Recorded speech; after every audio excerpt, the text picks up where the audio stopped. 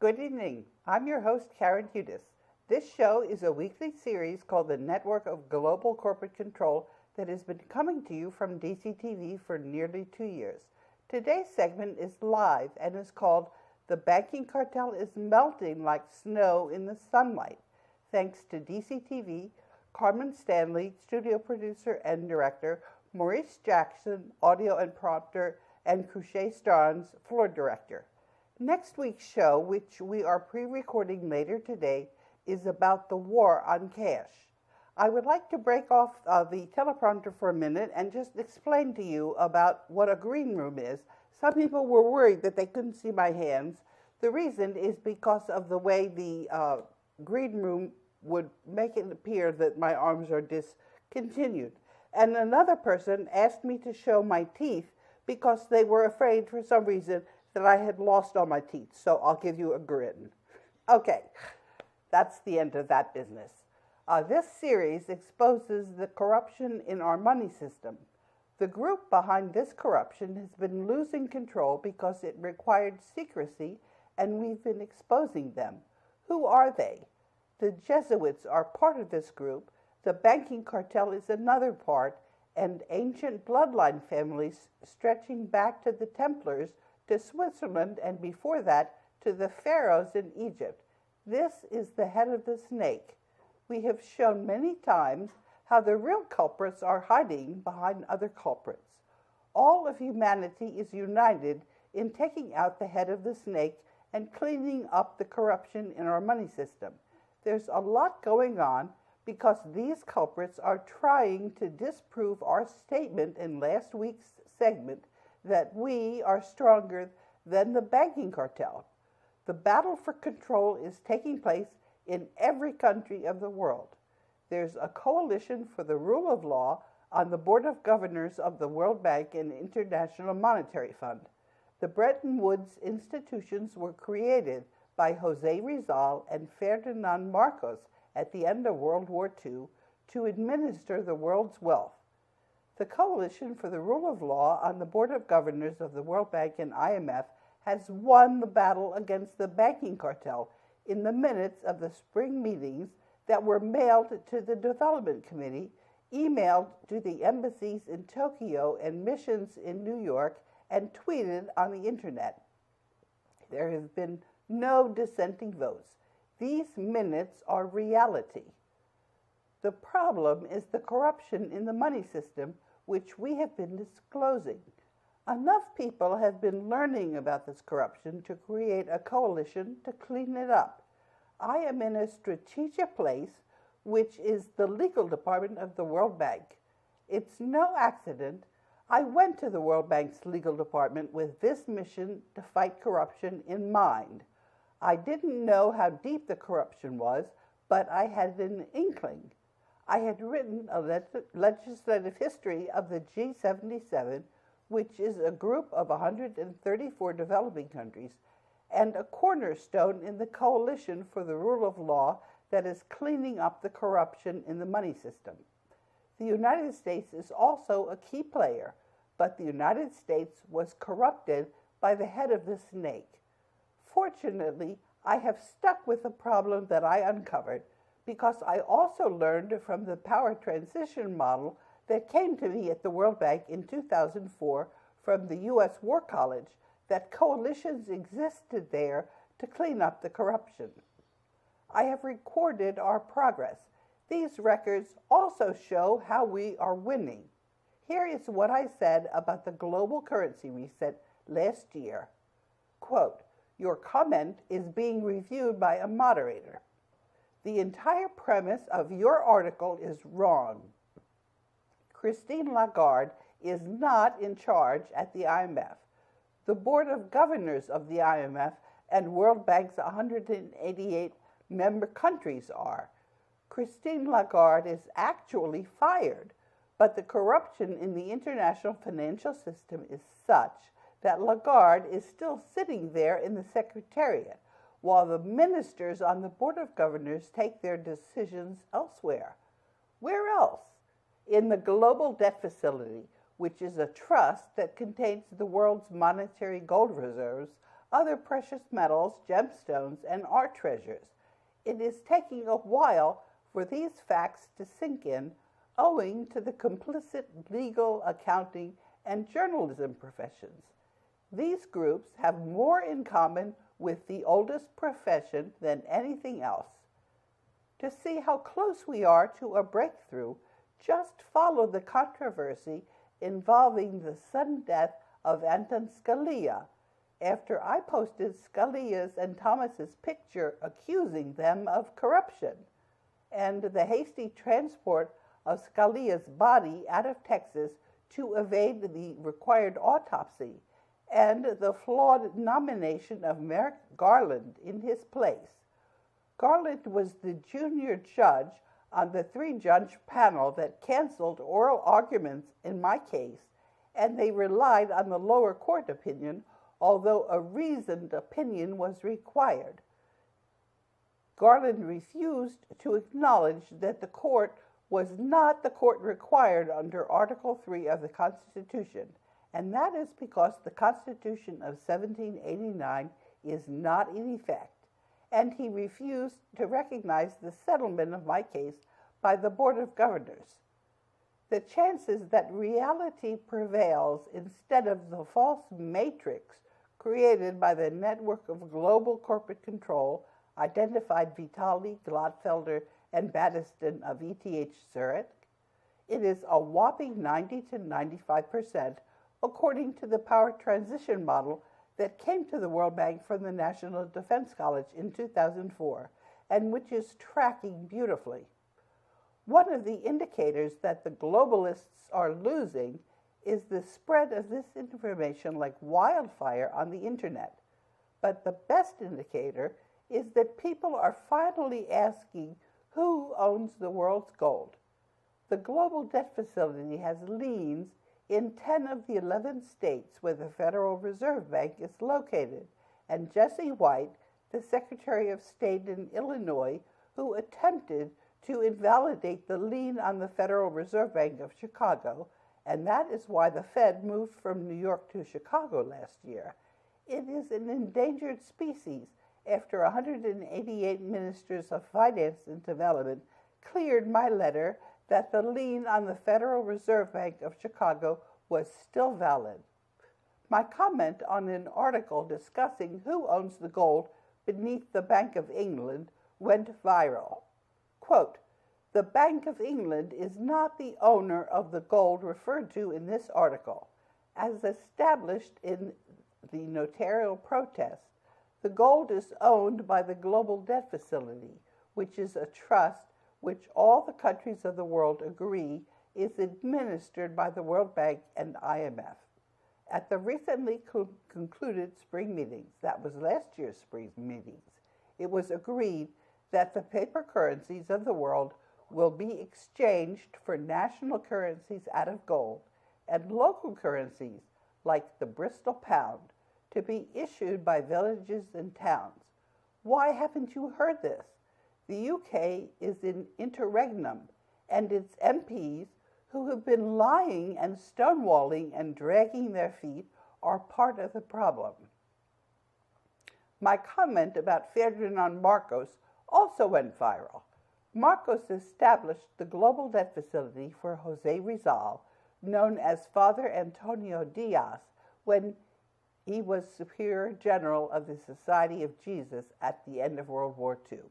Jose Rizal restored the world's wealth to the world's people to take effect after a 50-year period of hiding to invalidate any competing claims under the statute of limitations. Claims become stale and are no longer valid if you cannot make good on them in 50 years. I have gotten used to the job of being a World Bank whistleblower at the very center of the world's financial system. I often wondered what it was going to take to prove to people that they were getting bamboozled and lied to, and that I was telling them the truth. I actually knew that ethics was going to be a very big part of this task. That was why I hammered my points home each time that I caught the legal profession's chief ethics officer, disciplinary counsel for the District of Columbia, with bad ethics. It was a no-brainer when I saw the last word on page 48 of the October 2016 issue of Washington Lawyer. I tweeted about Gene Shipp. Gene Shipp's sanctimonious words about ethics in the legal profession are a fitting epitaph for the banking cartel. Three mathematicians, Stefania Vitali, James Glatfelder, and Stefano Battiston at the Federal Institute of Technology in Zurich, Switzerland, identified a network of global corporate control. This network is often referred to as the banking cartel.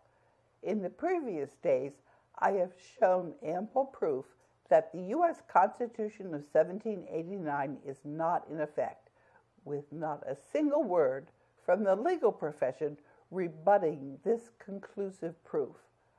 Attached to my tweet in the teleprompter are documents that required rebuttal from Gene Shipp. I have accused Gene Shipp of being highly unethical. These documents show conclusively that Gene Shipp was aware of my accusations, together with conclusive proof that Gene Shipp is highly unethical.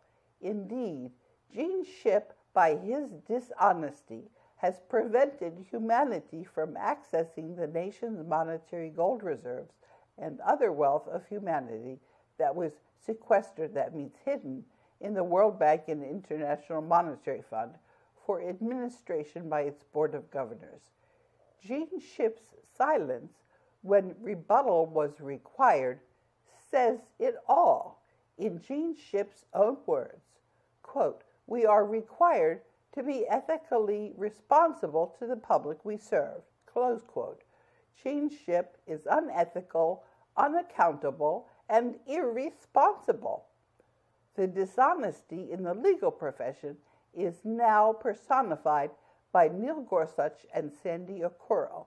Both of these lawyers are just lying, and both of them are bankrupt. Justice Gorsuch has not replied to my letter that describes the actual legal situation. Not a single embassy has defended Sandy Okoro, not even Nigeria's embassy in Tokyo, their mission in New York, or His Excellency Kemi Adeosun, Nigeria's Minister of Finance, or Mr. Hakeem Toyin Balogun, Charge d'Affaires in the Washington Embassy of the Federal Republic of Nigeria. This past week has seen a lot of commentary about Neil Gorsuch, and I've written on World Bank letterhead a letter on the 9th of April. Mark Meckler heads an organization called Convention of States, trying to spoil the movement back to the United States Constitution of 1789. The banking cartel put a second secret constitution into effect in 1871 when the Revolutionary War debts fell due, and the United States Congress obliges by extending the state of emergency. The agents of the banking cartel who defended Gorsuch were outed. How could Meckler ignore the clear statement that the United States is operating under martial law? In 1861, the U.S. was placed under secret martial law, and I've given you a quote in the teleprompter in a case It's on page 50. And the quote is, "What most people don't realize is that they have been under martial law rule for over 60 years. Fortunately, enough people are wary of the banking cartel and its agents. One of the easy ways to spot an agent of the banking cartel is to see how they all reveal the other dishonest traders. So it's my pleasure to forward Mark Meckler's email in support of the Gorsuch nomination to the Supreme Court. Neil Gorsuch is a trader and agent of the banking cartel. Neil Gorsuch did not answer the commercial lien which I placed on his assets. This was an admission of guilt and proof of Gorsuch's treason." And Mark Meckler was hosting a special webinar to discuss the appointment of Judge Gorsuch, which I showed you. And when I received it, I just tweeted so that everybody would know that Mark Meckler is an agent of the banking cartel. And that's in the teleprompter. You'll see Mark Meckler's invitation.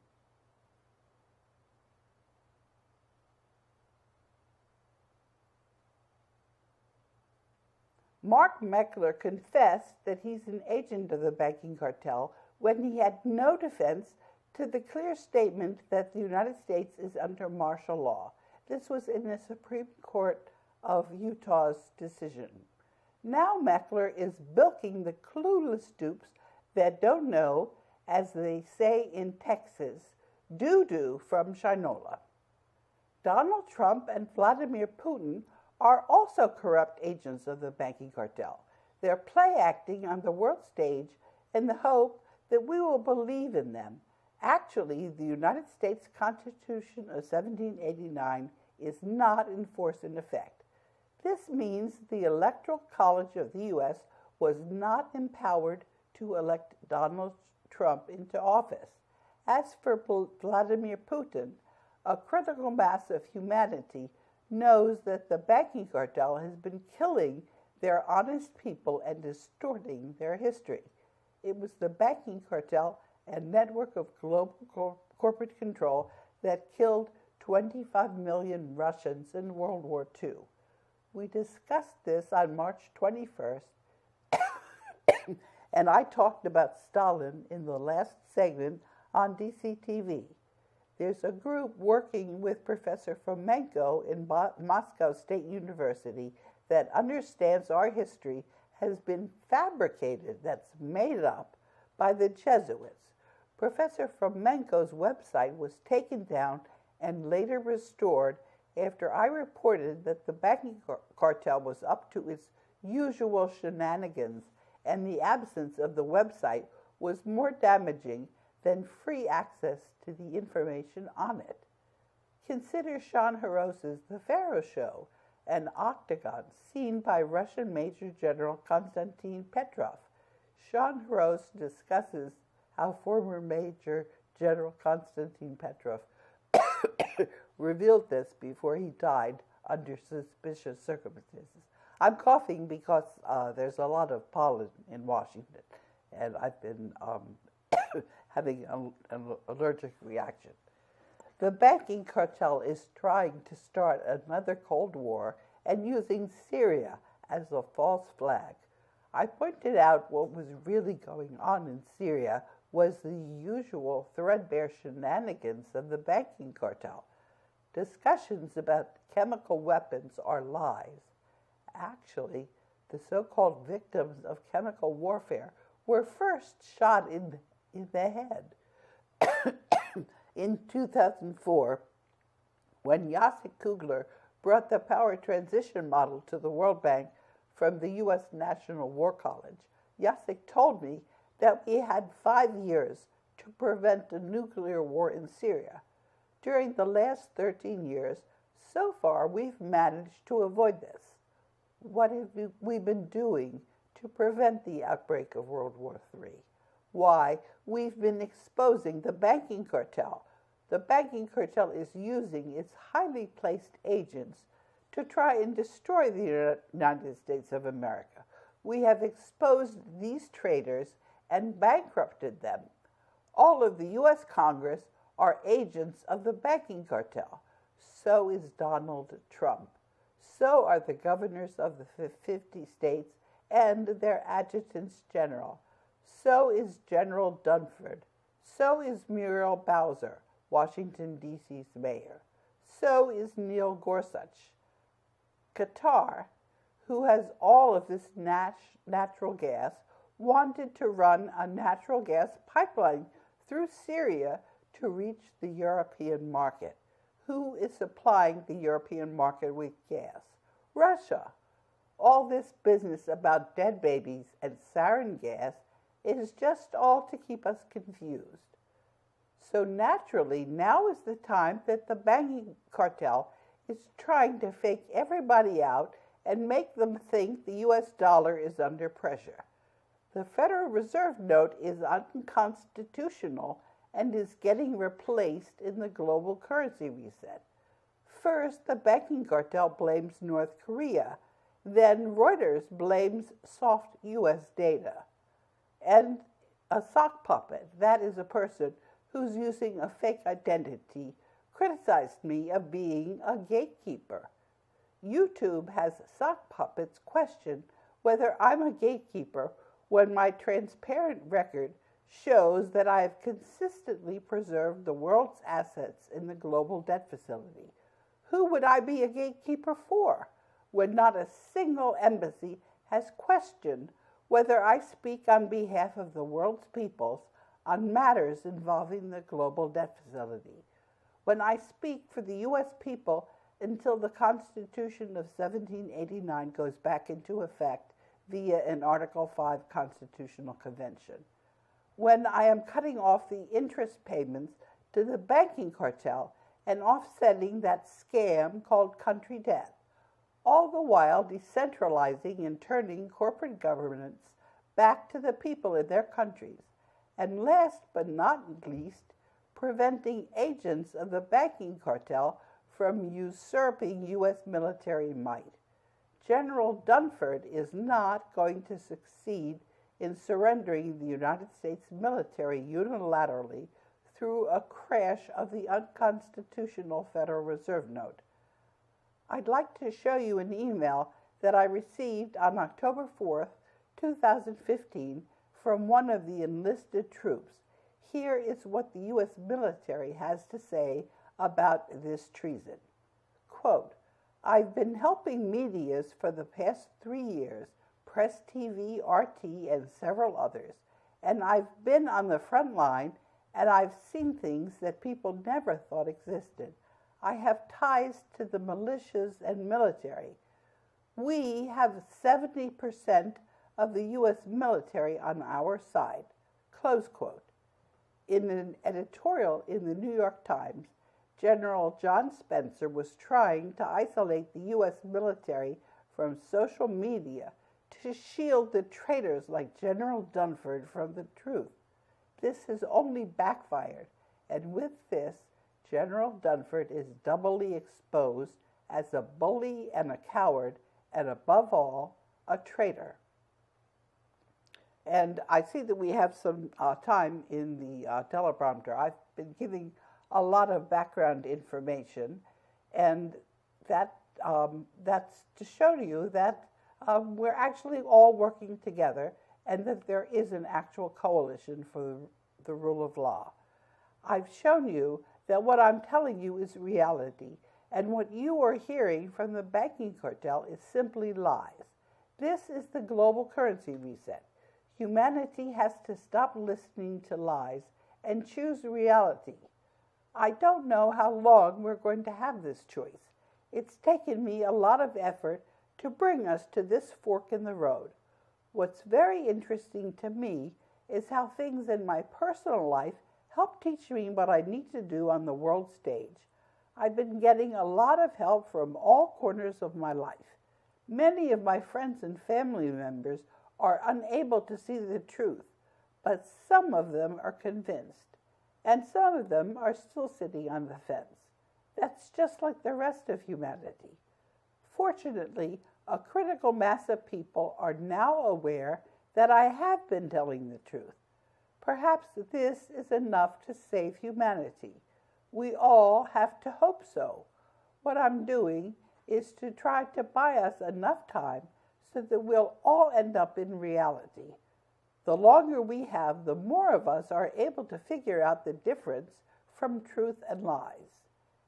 And I have a selfie, which I posted in November, which is showing you how I'm overcoming interference.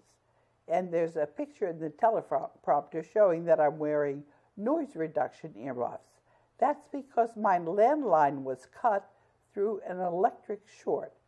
That happened because, well, I don't know why it actually happened. It might have been some interference by the banking cartel. But in any event, I was having a hard time working because there was a high-pitched alarm interfering with my ability to do work in my home office.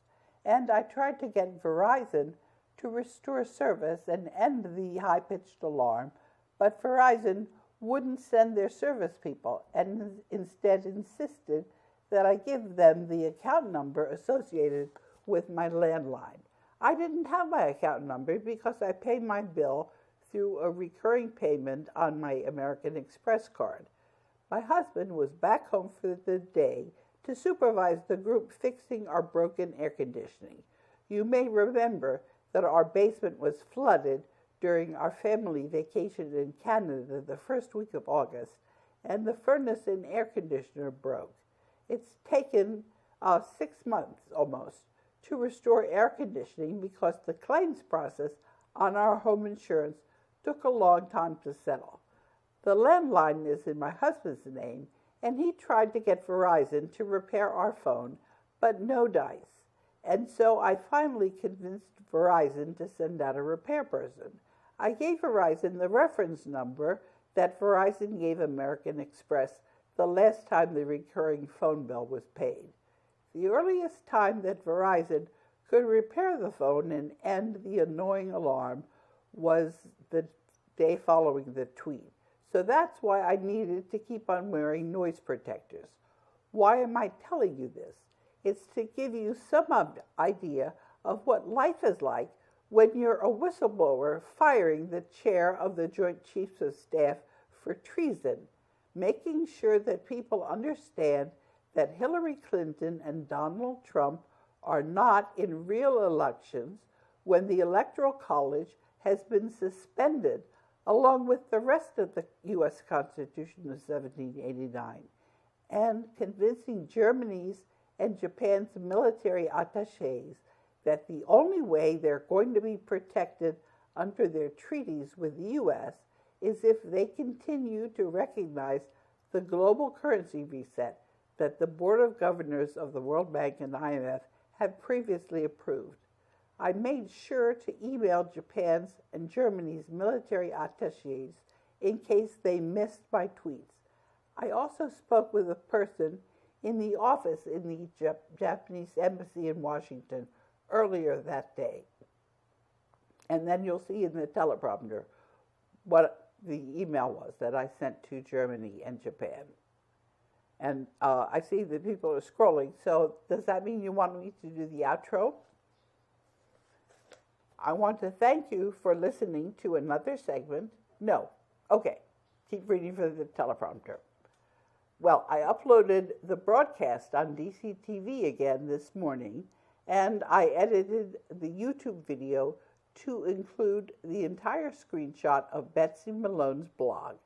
I had uploaded the video showing what aired on DCTV's Tuesday series on the network of global corporate control immediately after the show aired in order to get the comments, which are an important part of the global currency reset. All of humanity is united to bring our wealth out of hiding and to break interference from the network of global corporate control. And I'm showing you some of the tweets which went on before the November. There have been a lot of really very viral tweets. One of them was about the false flag in Syria. And I'm very convinced that we are going to avoid World War III because, as I said, enough of us know that yeah, that there's a coalition for the rule of law. So, in today's segment, we've discussed the World Bank whistleblower for dummies, how it is that the world's wealth in the global debt facility that was held secret, yes, that was held